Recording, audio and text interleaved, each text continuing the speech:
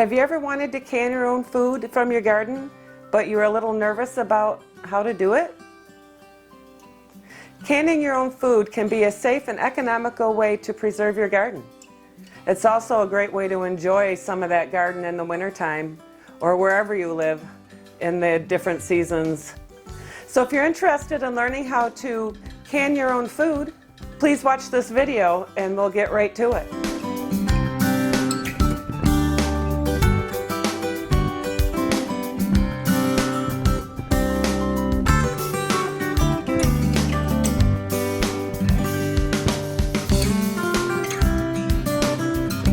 Hi everyone, it's Chris, and welcome back to Gardening at the Simongetti North. Today I'm not in my garden, I'm in my kitchen. So today we're going to look at how to water bath can. There are two methods to canning your food. There's water bath canning and pressure cooking method. Today I'm going to concentrate on the water bath canning. Canning is a great way to preserve your garden. I canned some tomatoes last year. They were excellent during the winter time when it was so cold and so snowy out there. I pulled out some of my stewed tomatoes from my garden. They were the best.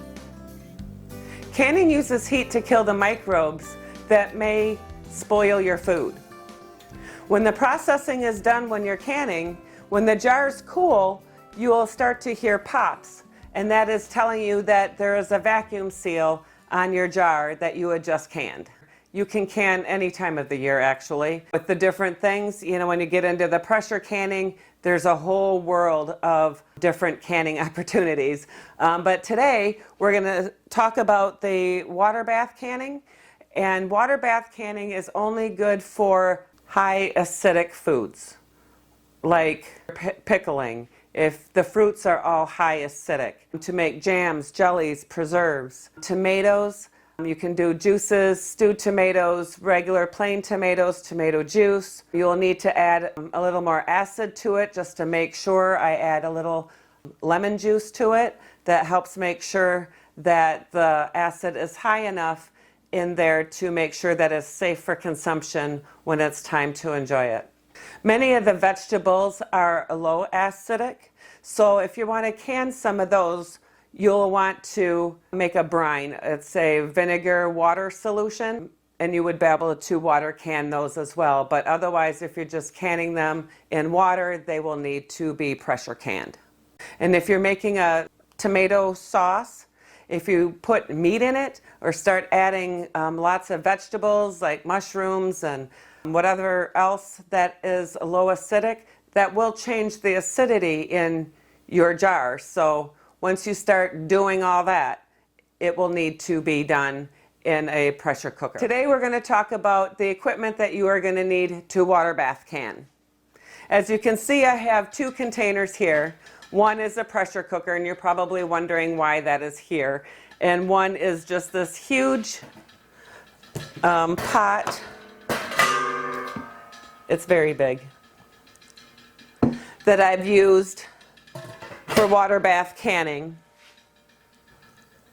But as you can see how big it is, and then I have a gas stove, so this would definitely be using a lot of gas and take a lot more time. You can also water bath can with a pressure cooker. The basket to drop down actually fits in here, and it takes less of the burner and less of the water, and it's taller. So when you do use a pressure cooker for water bath canning, you just put the lid on, but don't secure it down. Don't start tightening it down and all that. Just make it so it's just on there, so it's covered, and then the water can rapidly boil.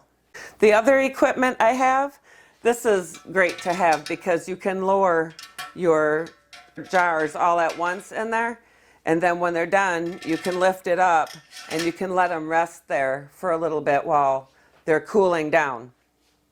Having a funnel is a good idea. Plastic funnels to make sure that you don't damage the jars. I also have a bubbler, so you would stick this in, and you don't want to use a metallic knife. You'd want to use either something like this or a plastic knife just to go through and get all the bubbles out and make sure there's no air pockets, because you don't want any air in there. And today we're going to be doing pickles, so when I put the brine in there, I'll be jiggling it around, and if there's more brine needs to get put in, then I will fill more in. And then here also helps you measure the head space. So we'll get into the head space when I start filling the jars, but according to your recipe, you'll want to leave the head space. And I believe for pickles, it's a 1/2 inch. So you would just put this at the 1/2 inch mark and then just fill it up to there, and then it leaves that 1/2 inch head space. I also got these cool measuring spoons. You don't need these type of measuring spoons, but I liked them, so I bought them. I also have a ladle. I have a couple ladles depending on what I'm canning, but this ladle's good for brine and tomatoes and just pouring it in.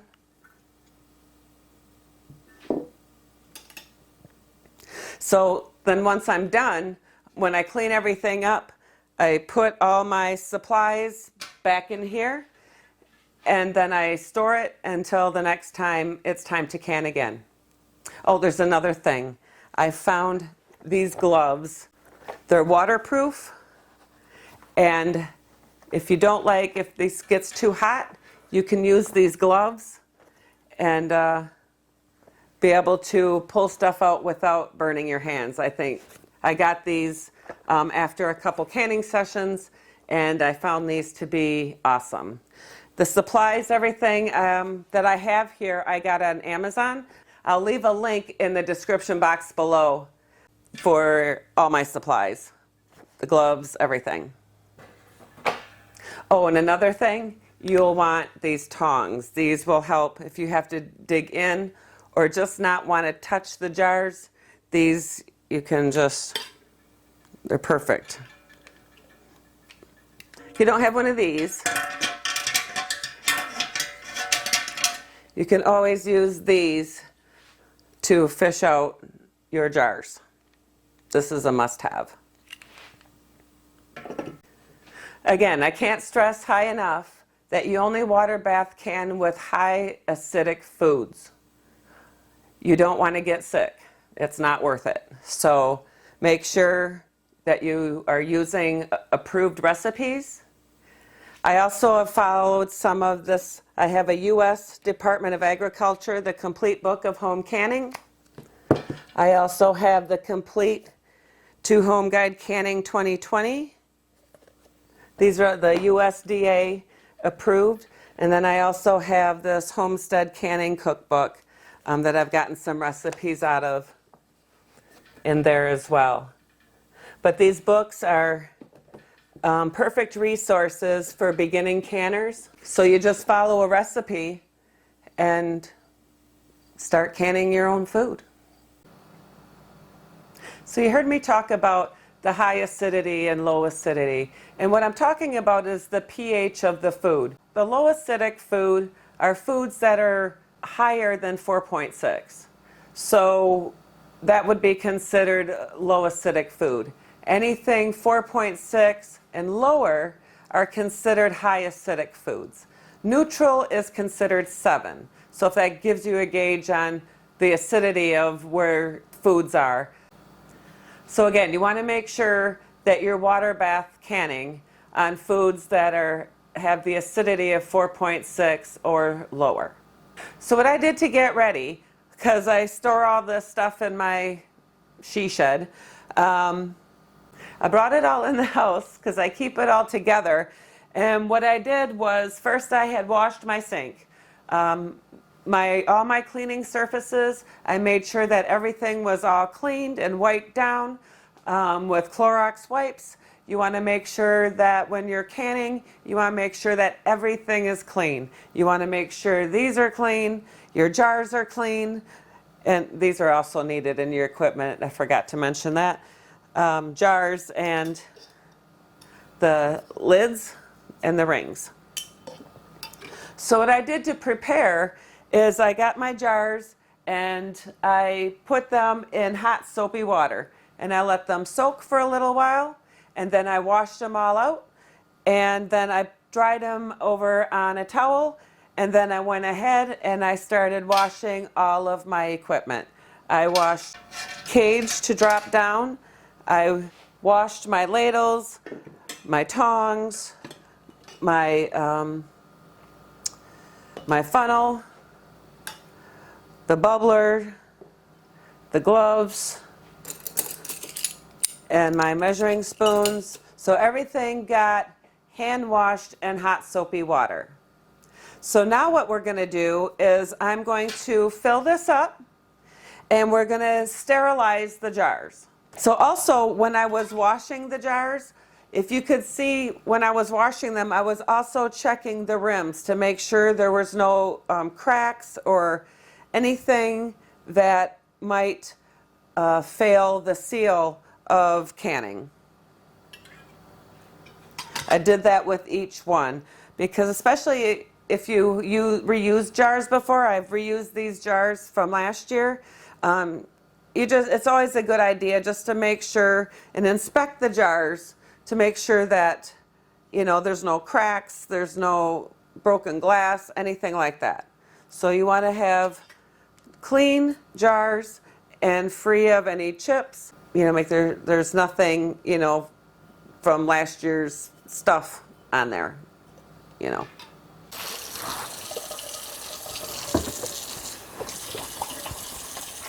Make sure your hands are nice and clean before you get started in the process.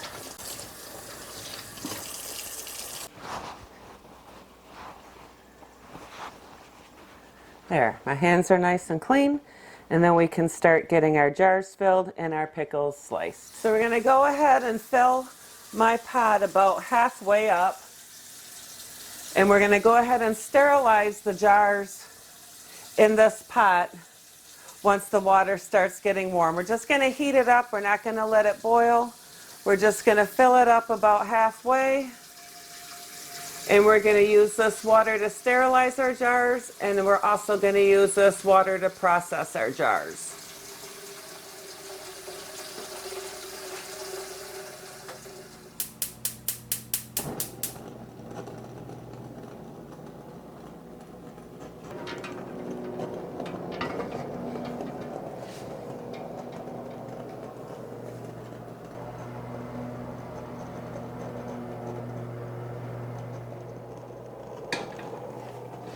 I'm also going to start this tea kettle because if I run out of water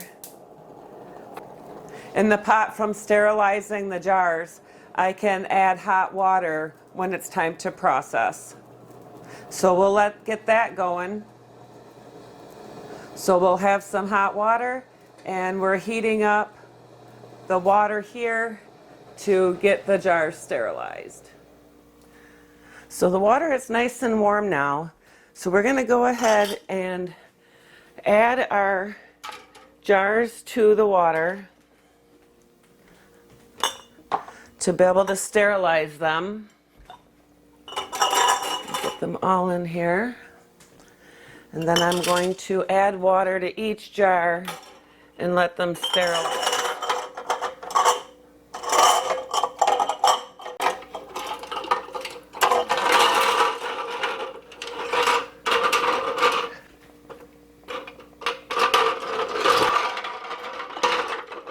All in the water. We're not going to boil it, we're just going to let them stay warm. Sterilize my funnel and my bubbler, debubbler. You want to make sure everything is clean and sterilized.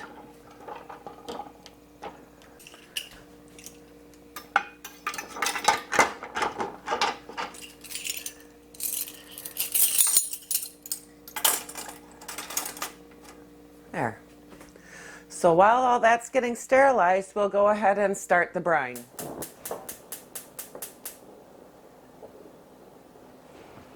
Okay, so we now have the brine on the stove, getting ready to heat up. And our jars, I think, are done sterilizing. And we'll start getting our jars ready to stuff. Just gonna lift this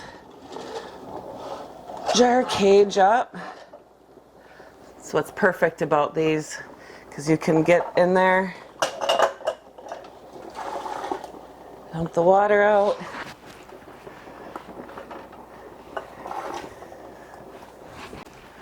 These jars are very hot. I love these gloves because they help protect your hands.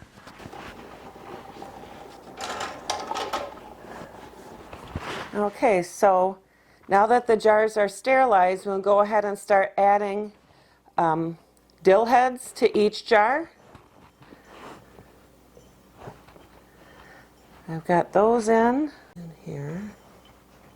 And then we're going to add slices of jalapeno in each jar, like 2 in each jar, kind of big. So if you like spicy pickles, you can put as many jalapenos in there as you would like. If you don't like spicy pickles, don't put any jalapenos in at all. And then once we have the jalapenos, we have to add garlic. So I've already sliced up some garlic, so I'm just going to slice some a little bit thinner and then add it to the jars. There, and this is the last of the garlic in the last jar. Check the brine. Okay, so before you take the pickles out of the water, you'll want to wash each individual one by hand and make sure there's no bruising or any mushy spots. You want to have a pickling cucumber that is free of blemishes and mushy spots. You want it fresh and crisp, so you want to make sure that it's all good. And then we're going to take one of our jars and we are going to pack it full. So you might want to move around some of your other stuff, or you can just measure it and then put them in. And then there's one jar.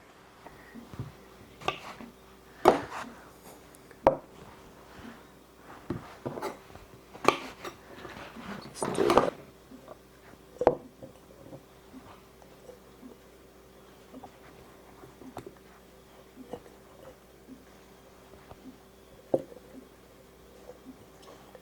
You want to pack it as tight as you can. So then we're going to add the brine, and we want to take out all the air that's in there. So I'm going to go ahead and finish stuffing these pickles in here, and I'll bring you guys back when they're all done.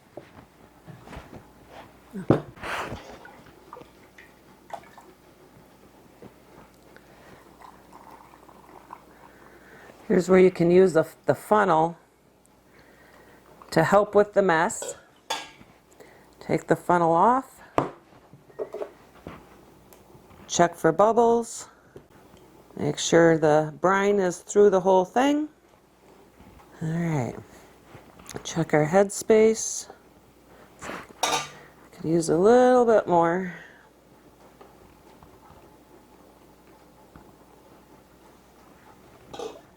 Clean the rim. Add a lid.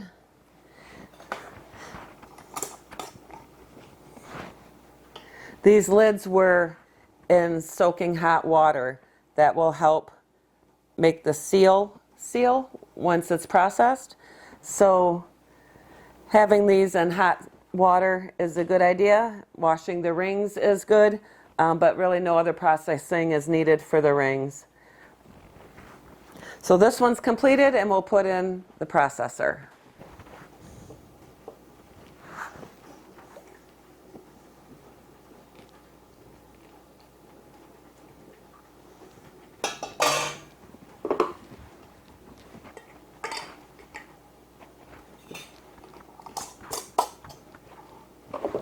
Looks about perfect.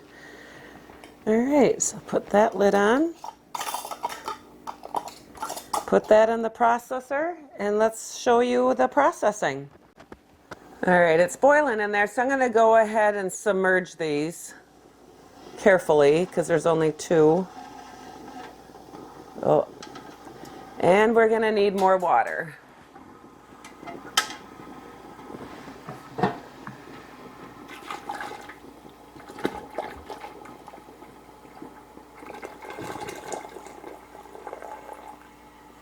And we're going to need more water than that. All right, we have boiling water. Shut that off and pour it in.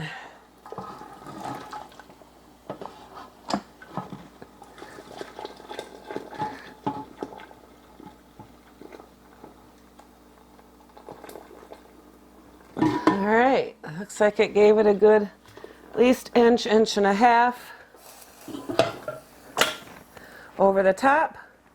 Now we got to get that boiling again. Put the lid on to help keep the heat in to get the boiling started. Okay, we have a boil, and I'm going to set the timer for 10 minutes. And then I'm going to place this lid, just set it on the top, because we're not using this as a pressure cooker, we're using it as a water bath. So we just want the lid on there to keep the heat inside to be able to rapid boil for 10 minutes. All right, those are done processing. Let's get them up and start to cool. All right, we'll shut the heat off, put my gloves on, and we're gonna pull these up to cool. We'll let those cool for about 5 minutes and we'll let them join the others. Show you a close up. So what did you think of my canning video? Did it help you? Are you interested in canning your own pickles now? Check out my video coming up soon on how to can pickles. It's going to be more detailed on the recipe. It's going to be the Simon's secret recipe revealed. So get more detailed in how to prep the pickles for canning and the recipe itself and making the brine and all of that. So please watch for that. I'm hoping to get that out in the next couple of days. And if you like this video and it helped you, please smash the like button. And leave a comment below and let me know what recipe you used for water bath canning. And let me know if you still have concerns about water bath canning in the comments. I hope I can relieve some of your anxiety about it if you are anxious about water bath canning. It's really very simple. You just need to follow instructions and follow a recipe. It's that simple. And if you haven't become a Simongetti subscriber, please become a Simongetti subscriber today. And if you are already a Simongetti subscriber, I want to thank you for supporting me. I hope to see you at the next video. And again, watch for that how to can pickles with the Simon's secret recipe being revealed. Live, love, laugh, and garden. God bless. Bye.